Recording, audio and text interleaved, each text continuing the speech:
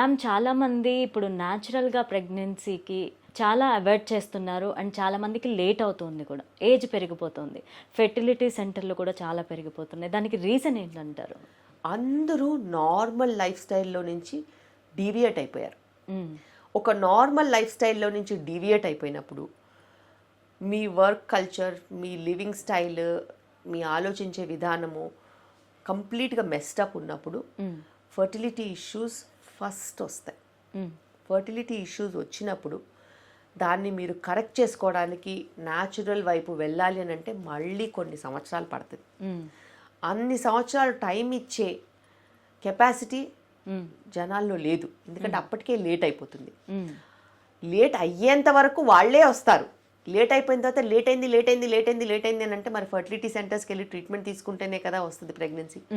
అలా అని చాలా ఫర్టిలిటీ సెంటర్స్ వచ్చేసాయి. కానీ ఒక్కటి మట్టుకు మన వ్యవస్థలో గుర్తుపెట్టుకోవాల్సింది ఏంటంటే ఇండియన్స్కి ఫర్టిలిటీ పొటెన్షియల్ మంచిది. దాన్ని మనం కాపాడుకుంటే, మన ఆరోగ్యం మనం కాపాడుకుంటే ఖచ్చితంగా మనకి ఏ ఫర్టిలిటీ సెంటర్ అవసరం ఉండదు.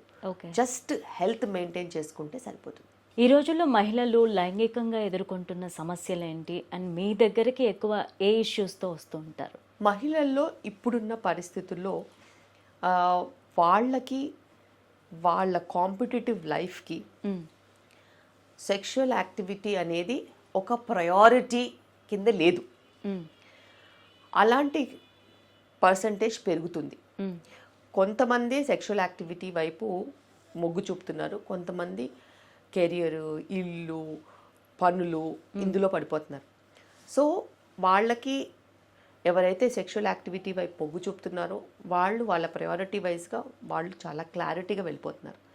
ఎవరికైతే అదర్ ప్రాబ్లమ్స్ ఎదురవుతున్నాయో వాళ్ళకి ఈ లైంగిక సమస్యలు కొంచెం ఎదురవుతున్నాయి. అయినప్పటికీను ఒక హెల్ప్ తీసుకోవాల్సిన అవసరం అయితే ఉంటుంది.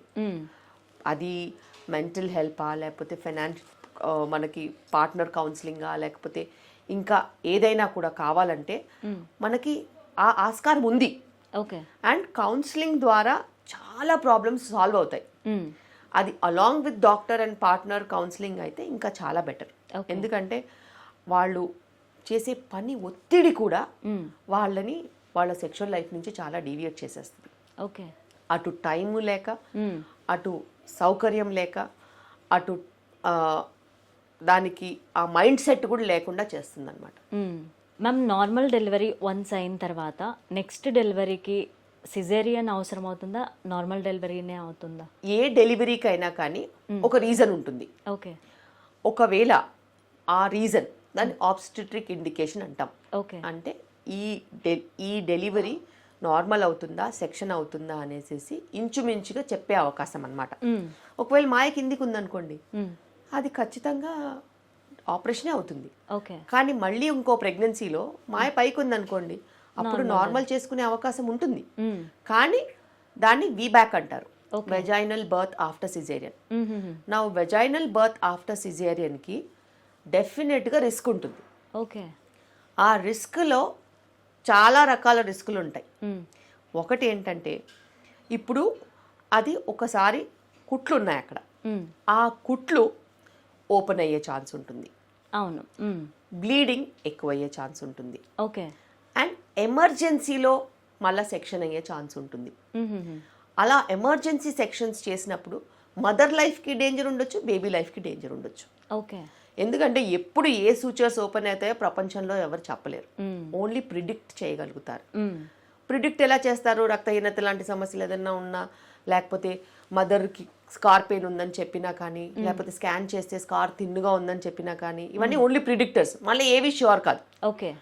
అయితే ఒక 100 పేషెంట్స్ మనము విబ్యాక్కి పెట్టామనుకోండి, అందులో కరెక్ట్ సెంటర్లో అయితే ఒక 70-80% నార్మల్ డెలివరీస్ అయ్యే ఛాన్సెస్ ఉంటాయి. వాళ్ళ పాత రీజన్స్ని బట్టి. వాళ్ళ పాత రీజన్స్లో పెద్ద బేబీస్ ఉంటే ఈసారి బేబీ నార్మల్ సైజ్ ఉంటే అయ్యే ఛాన్స్ ఉంటుంది. వాళ్ళ పాత రీజన్లో ప్లసెంటా పైకి ఉంటే, కిందికి ఉంటే ఇప్పుడు ప్లసెంటా పైకి ఉంటే మళ్ళీ నార్మల్ అయ్యే ఛాన్స్ ఉంటుంది.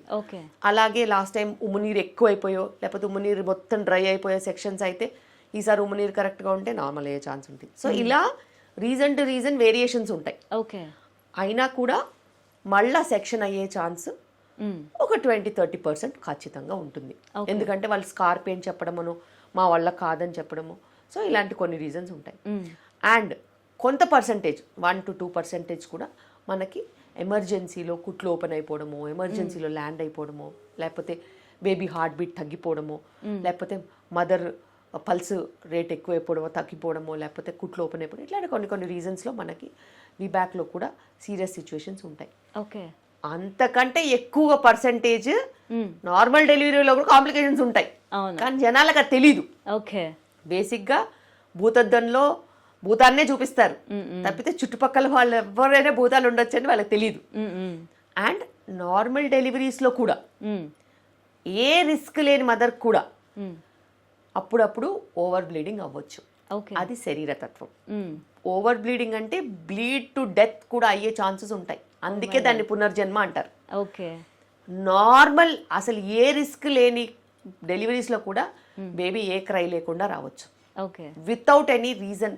అవన్నీ మనము బేబీని మళ్ళీ అటాప్సీకి పంపించో, లేకపోతే ఏదైనా బయోకెమికల్ టెస్ట్లు కానీ, లేకపోతే జెనెటిక్ టెస్ట్లు కానీ చేయించినప్పుడు కారణాలు బయటకు వచ్చే అవకాశం ఉంటుంది. అండ్ ఇట్లా ఆబ్స్టెట్రిక్స్ అనేది ఒక వెరీ హై రిస్క్ బ్రాంచ్.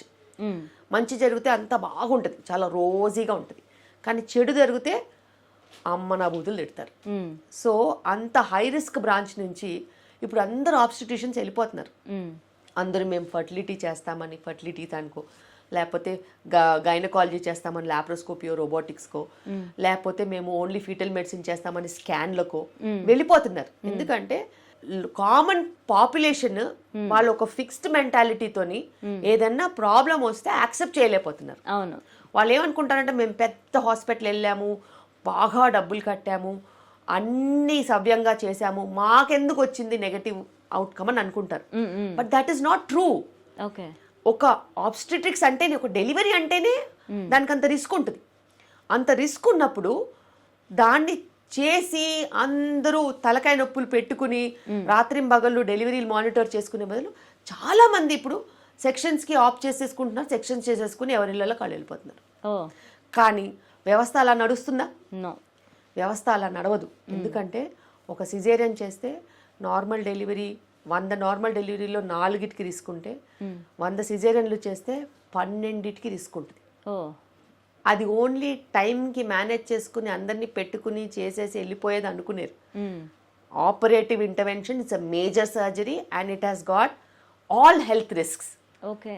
కానీ అది బయటికి తెలీదు, జనాలకు అర్థం కాదు. మాకైంది, మా అక్కకైంది, మా పక్కింట్లోకి అయింది, వాళ్ళకైంది, వీళ్ళకైంది, వాళ్ళందరూ బాగున్నారు, నువ్వు డెలివరీకి వచ్చావు, నువ్వుకి ఇలా అయిందనేసేసి, నువ్వు నార్మల్ డెలివరీ చేసుకోవడం వల్ల ఇట్లా అయిందనేసేసి బ్లేమ్ గేమ్ చేస్తారు తప్పితే డిసిషన్ వాళ్ళు ఒప్పుకొని సెక్షన్ చేయించుకున్నప్పుడు వాళ్ళు నోరు మూసుకుంటారు.